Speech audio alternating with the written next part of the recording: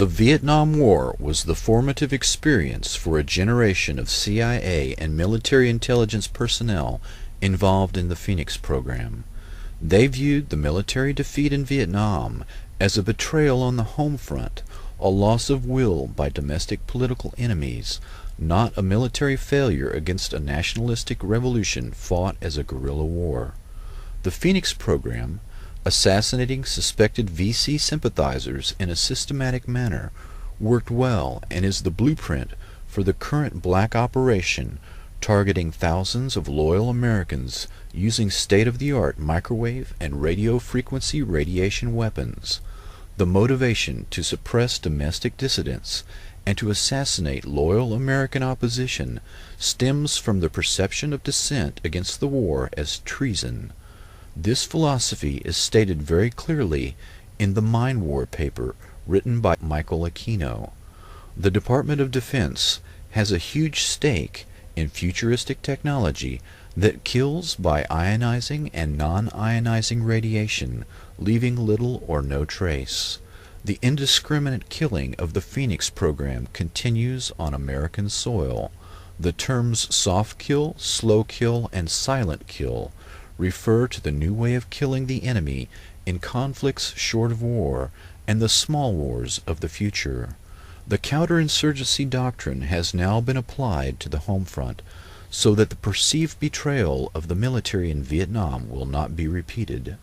The generation of CIA and military intelligence led by Shackley, Helms, Casey, Singlab, Secord, John B. Alexander, Michael Aquino, Paul Vallely, and others have built the perfect beast, using selective assassination that leaves no trace.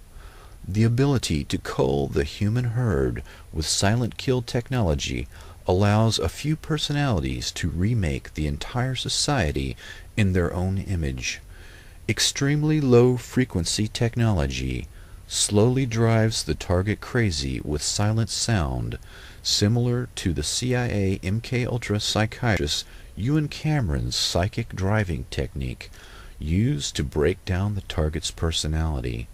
The new buzzwords at the Pentagon are synthetic telepathy and psychotronics.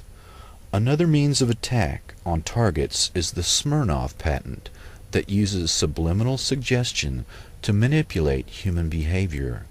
This patent was purchased by the remote viewing company Scitech Corporation.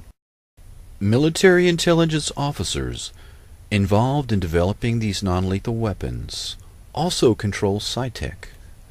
Emotional manipulation is accomplished using Dr. Michael Persinger's work to remotely project emotional states that the brain entrains or locks onto and emulates.